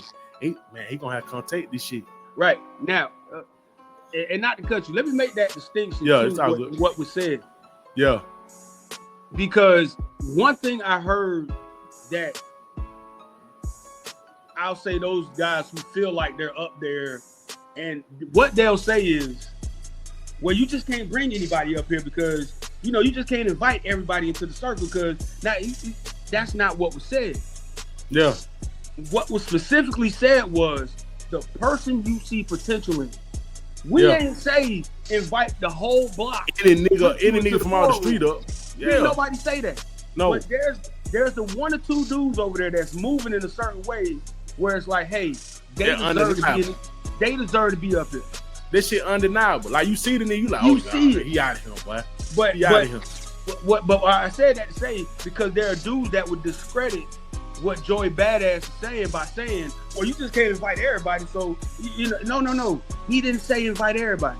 He said the 1 or 2 people that you can see have potential. Yeah. They asking the right questions. They putting everything together, presenting you to be like, hey, what can I do to get to the next level? Can you help me get to the next level? Yeah. And for somebody to be like, nah, I ain't doing it because I don't want to. Use a fuck nigga. Simple as that. Yeah, for real. Like you, simple as that. Like, and that's another thing about it. This shit is simple and plain. When you do shit like that, use a fuck nigga, man. Yeah. Use a straight up fuck nigga. Like use a nigga that you got the tools and the opportunity. And the motherfucking you got the will, you got the know-how. You can do this shit. You can put it. Oh yeah, I'm gonna hook them up with Shawty. Damn. And then you can at least hook them up with 2 motherfuckers that's going up, ascending. You can say, okay, I know another young nigga on the other side of town, but he down doing video. I can hook you up with home. Y'all can down work some shit together. Exactly. Like what did that? Like what came out your pocket for that shit? Didn't hurt you at all. At all, Shawty. And it just like, and that was one of the coldest things about Jay-Z on that first album when he was talking about his team, and even with Kevin Hart, and he talked about his team that he has, and these dudes, LeBron or a lot of these guys that bring their folks with them. Yeah, and it's like, hey, I'm gonna find something for you because they might have a guy that's like, hey man, I've always wanted to do this. Yeah, is there a space for me to? You know what? Yeah, we need somebody like that. Yeah, learn this and we'll do this. I heard Shaq did it with a bunch of people. Like Shaq wanted to learn more about business. He had people around him. He sent like everybody to school. Like he said, we all gonna learn this. We gonna do this, and this is how we gonna build what we. Well, you see what Shaq doing now. Shaq might be a billionaire too. And look how that shit, that money come right back to you. It come back to that's like, and that's why I appreciate. I didn't even know Charlemagne had a. Charlemagne has a production company or something. Yeah. He got the Black Effect, I think. Black Effect, where it's like podcast, books. Yeah, the Black Effect, yeah. And it's movie, I think like low-key all movies. All kind of shit. Books and all kind of shit. And, and shout out to like 85 South, they put on Poor Minds, right? Exactly, man. That's what I'm saying. Like, and he said a word that I like that word, and I'm gonna start using that shit. Collective. You know what I'm saying? Collective. Like nigga, when you a collective, that means everybody putting their hand in the pot. Nigga. Ain't no nigga just I'm pulling you up because you struggling it down. No, I'm pulling you up because but you good at the video. Oh, but you fired at the marketing. You fired the business. It's collective, nigga. So like we doing this shit together. Everybody getting it. And he pulling his people up, and he pulling his people. That's how the shit gotta go, y'all. Like, the black only way black people gonna have to don't get to that next level. That's the only way we gotta think. The only way we don't think with the individual shit. We ain't gonna know. That's the only way. Because they gonna always a white nigga gonna always have. White nigga gonna always single one nigga out and say, hey boy, I'm gonna give you everything, boy. And that's how they do. And that's how they keep the upper hand. That's what I'm saying. Because they know. Don't let none of these niggas in. Yeah, because you good though. If and that's what a lot of people believe happened with the Rockefeller situation. Yeah. But that's what happens. Let's say you got a team of 10 black folks, men and women, and they getting it. And because the white folks see them getting it. Mm-hmm. I'm like, hey, let's put our money together. Let's grab him. Mm-hmm. If we grab him, it'll bring all that down. Cause they, or we grab them two, bring all that down. Then later on we'll separate them two. And then everything just falls. He's just sitting there like, and it works. Like when I seen the documentary on Death Row, and granted, there were bad decisions made on, Suge Knight part and all that. Mm-hmm. But when I look back, and I'm like, and now it's a little bit different now. Because Snoop got the catalog, Dre got the stuff back, all that stuff. But for a time period, you was sitting there like, who owns all of that? Because you remember seeing Death Row, I never thought about this shit. The Tupac stuff, Dr. Dre, Snoop Dogg, everything they did, the soundtracks they did, everything that was under for years, you was sitting there like, hey, who owns this? Somebody got to own this because shit. That was $100 million. Exactly. Because I think at the end of the documentary, one guy was like, okay, what's going on? Because Suge Knight was in jail. I think at the time of the documentary, Suge Knight was in jail. Snoop had just got done with No Limit. Dr. Dre was just doing Eminem, and this was right before 50 Cent, I think. But you was still, but they didn't have the master. They didn't have any of the ownership of Death Row. And you was sitting there like, where in the hell did all that money go? But I remember Snoop had an interview with somebody. I forgot. I think on the Breakfast Club. It was somebody, and he was saying like some Russian nigga had that shit, bro. Or some shit like that. At one point, the people that did Power Rangers owned the Death Row catalog. That shit crazy, shit. That was remember, was it Bandai? They used to make the toys for Power Rangers. Hasbro and all that shit. They owned the catalog for Death Row. That shit crazy. That's what I'm saying. Like it was some way that he was in business with some white niggas and with something else, and they were like, "Oh yeah, man, we can get Death Row for you," or some shit like that. He like, "Oh yeah, y'all know the people got Death Row," and he like he got in contact with niggas like them niggas had Death Row, like the whole shit, everything, the name, everything, all that shit. Yeah, and say he say just so happy he just got back in contact with the niggas who had the shit. Yeah, he bought all the shit back. And I heard he got a good deal for it too. That's what I heard. Yeah, cause these niggas would like, just like you said, these like some Power Ranger niggas, like some niggas. These niggas don't know what to do with that shit. Yeah, I was sitting there like, and it makes you wonder. I'm like, how did it even get there? That's what I'm saying. Like how the fuck it get to them niggas hands? Like, when I heard that story, I said, that's crazy, bro. That tell you that them niggas just been selling that shit. Hey, man, give me down. Give me $2 million for this shit. Oh, cool. Could you imagine sampling something from Death Row, and then you got to send a letter out to Japan? Yeah, motherfucking the White Ranger on that motherfucker. Like, we got the White Ranger on, hit them up. Hold on, I gotta pay Rita Repulsa to use this shit. Like, the fuck are we doing? Like, the folk could have turned that shit out, John. I gotta send an email to Lord Zed to use a goddamn Dr. Dre sample. This some bullshit. Like, what are we doing? Nigga had Zorda singing that motherfucker down. Ain't nothing but a G thing, baby. Motherfucking Zorda singing that shit, nigga. But we say all that to say that it's such a there needs to be a better job done. Like, even I remember they were trying to figure out a way to have like a rap retirement fund for like all the old rappers, because some of these older rappers were dying with nothing. But we still bumping their music and this, that, and the third. And I don't know whatever happened with that, but they were like, there has to be some kind of something to where at least these dudes could take care of basic needs, like what I'm saying. But life insurance or something, But just like he said, it got to be a collective thing. It got to be a collective. I agree. But you have niggas like Wallow. I mean, not Wallow, but you have a nigga like Gillie who that's what these niggas do, shawty. These niggas take that little spot, that little shit they got, and they just motherfucking like just hoard that shit. You feel what I'm saying? And that's what the powers that be really. Yeah. I remember to go along with that, I remember when Vine blew up, like Vine videos and all that stuff. and then Instagram and Twitter started doing the reels and stuff. There were comedians that started hating on the DC Young Fly and King Bats and all them guys. Yeah. All these dudes were doing was just like even Drewski now. There were a lot of comedians who were feeling some kind of way because it's like that ain't real like comedy. they ain't like, you know, these guys are blowing up, they not even real comedians. All they doing is making content. How come he just don't do the same shit? Because y'all might have more money than them dudes got. Because y'all touring this, all they doing is doing content for a 6-second video or a 30-second video, however long it was. But see, look at coming in now though.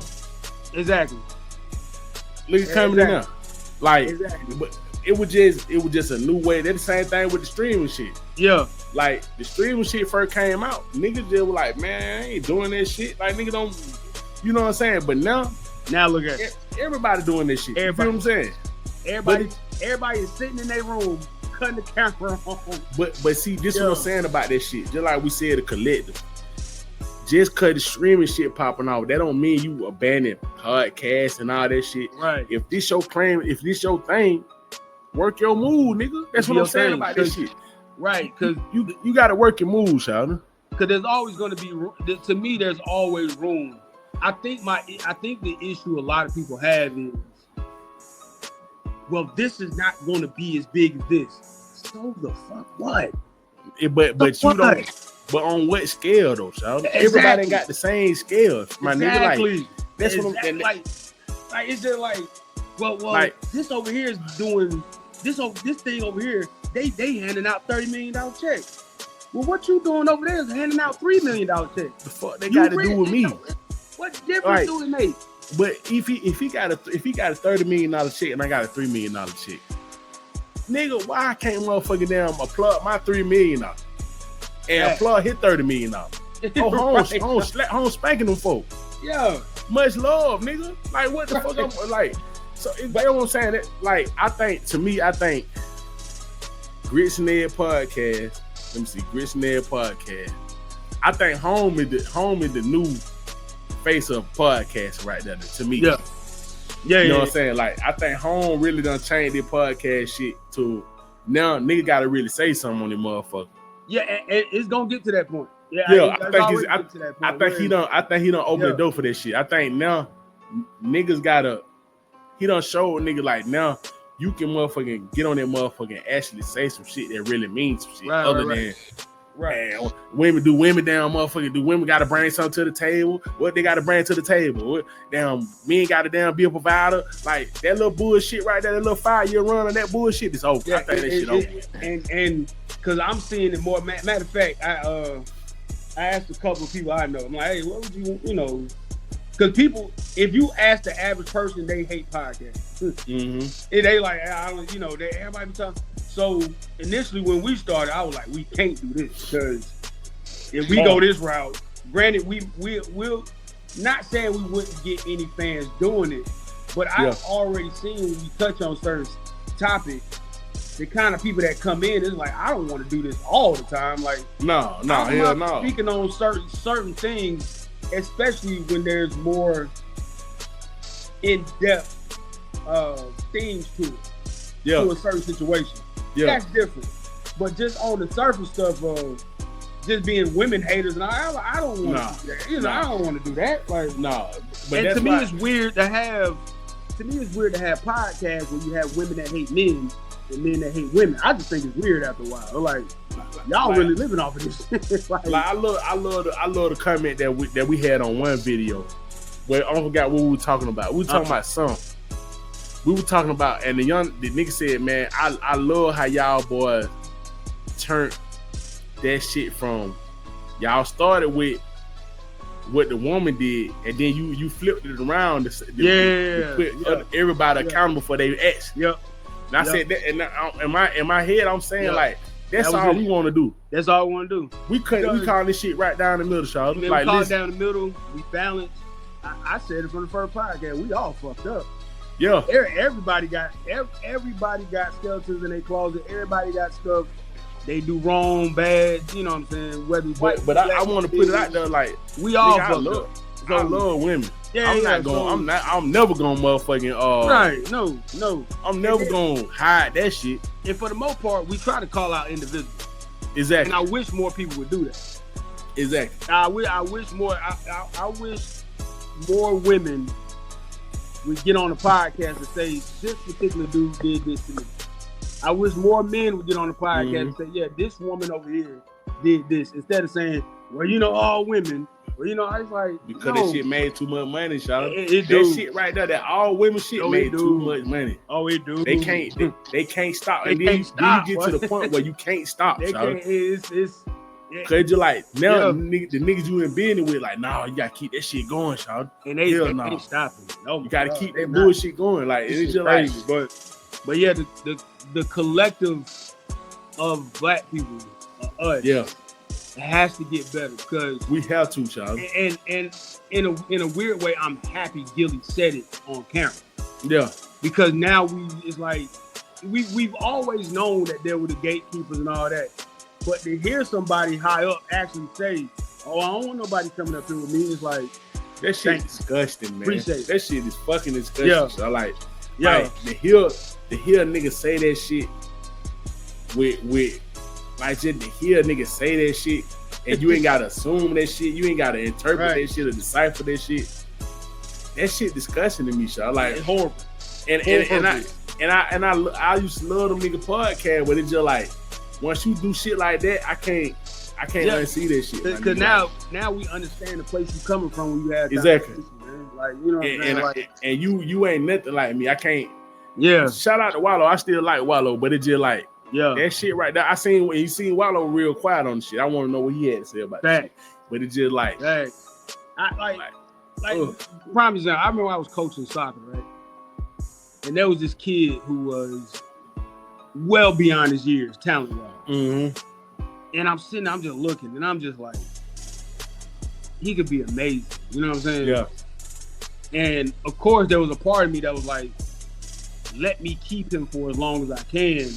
Play on my team because he's so good. But then it came to a point where I was just like, that would be so selfish. Yeah.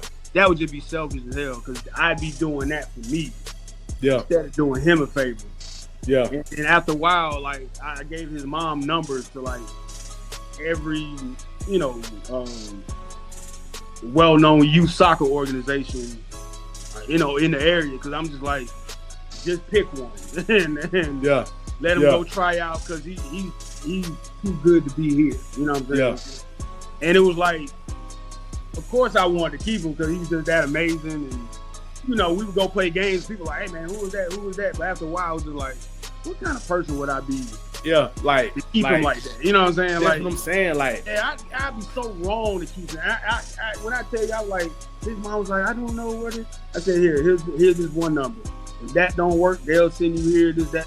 I like to put that boy wherever he can shine at, because he was that good. He's that good. And I don't know whatever happened to him, but I hope he's doing something.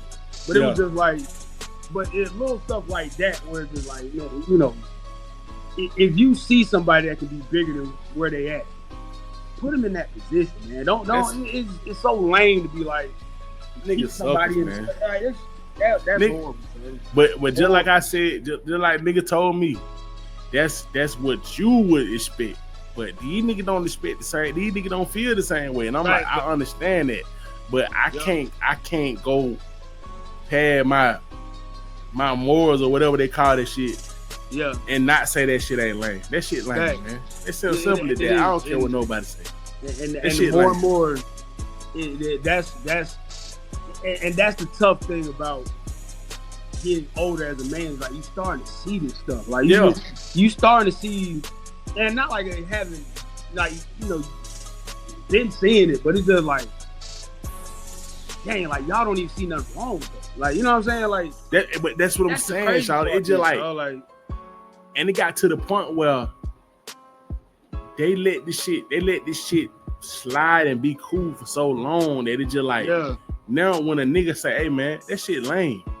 But you don't know what you talking about. Now you don't. Exactly. I do know what I'm talking about. Exactly. Y'all niggas know, cause just like I said, like God put it in everybody to know what right and wrong, my nigga. You know that lame, Charlie. You know that this young nigga just need a shot. You just know that nigga need a little push, and you got that shit ain't gonna no sweat off your back to do. No. Ain't like you putting your money in this shit, nigga. You just motherfucking no sweat off your back to just, hey man, I'm hook you up with this guy. Especially somebody that's showing you that. You gotta come take my spot.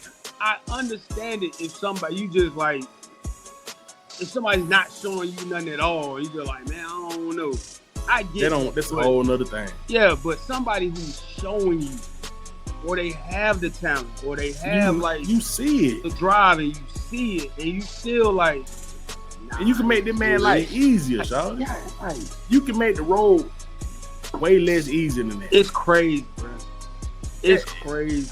And I just can't see how niggas sleep at night doing that shit. Yeah, and that's one of my big things about the not only the power that some people have, a lot of that falls on the power we give people. Yeah, that's what I'm saying. We give a lot of people that kind of power. Cause these niggas really don't have no power. It just you put these niggas in a position as far as like the people that we got behind them and we fuck with your campaign and just like you in a position, but it's just like, my nigga, you really, if you think about it, you really have no power. No, like that's why so many people, so many industries got mad at social media, because the music industry got mad because a rapper could blow up off his own page. Comedians could not power out your hand. Yes, stand-up comedians and a lot of comedians got mad at these dudes that just started making, like, hell, people that make movies got mad at people that was doing their own skits and stuff. It was like, wait a minute, like, hey, whoa, you can't do that. And it's like, why not? Like, because the power structure. Now you ain't. Now you don't have the power. Now you ain't got to go to this nigga to kiss his ass to get exactly. Now you can just the people. Now I can go to the people, directly to the people, and now they can tell me this shit fine now. And you can make an argument that it, in some cases, what some people are doing out here is bringing down the art form. You can make that argument. You know what I'm saying? Okay. And I get it. But at the same time, you can't be mad because now you can't wield your power. No. In this industry, in this space, because somebody figured out a way around it that they don't need you. You know what I'm saying? But it's just the simple fact that because they ain't doing it to the way you like it. Exactly. That don't mean that shit ain't fine. Exactly. If a million niggas like this shit, if a nigga you online and a million niggas say this nigga funny, even though that you say this shit ain't funny, they ain't my type of comedy. A million niggas still say shit funny. So I mean, you can't say doing something. Even if you say the nigga ain't funny, you say shit, he doing his thing. Yeah, exactly. That's more that. At least say that, like my nigga, like. I that's why I said it's hard for me to hate on rappers. There's a lot of stuff I just don't like and I'm not gonna listen to. But if I see this person getting 1 million views and this person getting 1 billion streams and all that, hey, he's doing his thing. Yeah, like the same thing. I'm not the biggest fan, but I'm also not gonna dog that person out because I'm like the same thing with the Manosphere shit. Right. I wanted to make sure our podcast was totally against that shit. Right. But if that's what you like, that's what you like. Right. But you just not gonna get it here. Yeah, right. It's simply that. We just not gonna get this shit here. You know what I'm saying? Like, because there are times I can watch something from the Manosphere and I'm like, okay, I agree with that. Okay, I see your point. That's cool. Yeah. But then there's just this undertone where I'm just like, I know where y'all coming from. I just don't understand. I don't like it, so like it doesn't mean I can't agree with you on certain things, but the undertone of it. So I just don't like that. I can't get with that. So like, and it's just like I know niggas. I know niggas who impressionable. I know niggas who followers and shit. You know what I'm saying? Niggas who mind easily manipulated that. Y'all y'all gonna take, you know what I'm saying? Y'all gonna have fun with them niggas, cause they don't know no better. Yeah, exactly. You feel what I'm saying? So it's just man, shit crazy, man. Shit crazy out here, man. Shit crazy. Just so y'all know, we all fucked up. Oh man, listen. Don't try to look over there and act like ain't no crazy shit in your house. Don't. I hate when that's one of my biggest pet peeves is to watch people, all people, everybody, point fingers at somebody else's house and acting like the same thing ain't in there. For real, nigga. Come on, man. Like I hate that. Oh, This shit real life, man. That shit be pissing me off. So I'm like, it's like, come on, man. But yeah. And I get Nate part, man. We're gonna talk about the puffy shit, man. We're gonna get on Diddy, and hey, we're gonna get on y'all folks. Y'all mad that y'all can't be ratchet no more on Carnival Cruises, but it's all good. What? They can't be ratchet no what? Hey, Carnival Cruises. Oh yeah. They changed their guidelines, and pretty much all they said was, we don't want the ratchetness on here. We don't want that stupid shit on there. Yeah, we don't. This is a damn near multi-million-dollar cruise ship. I'm gonna look into that shit, man. Look into it. Hey, I'm gonna have the info on that shit down when we get on the net part, man. Hey, it's kind of funny, but it's also one of them things like, y'all can't bring that party here. Nah, don't bring that bullshit here. Yeah. I feel what they say. Yeah, I feel what they say. Hey, don't bring that bullshit here. You feel what I'm saying? We all like a ratchet party here and there, but can't bring it here. Yeah. Can't bring it here. But so we definitely gonna talk about that net part, man. We're going down. Yeah, we're gonna do it again. But yeah, man. That been the episode, man. We're gonna holler at y'all for next time. Y'all be safe out there, man. Y'all be safe, man. Gonna stay on that collective shit, man. We're gonna keep this shit going, man. For real, man. Holler at y'all, man. Y'all be easy. Yes, sir. Whether you like it or don't like it, learn to love it because it's the best thing going today.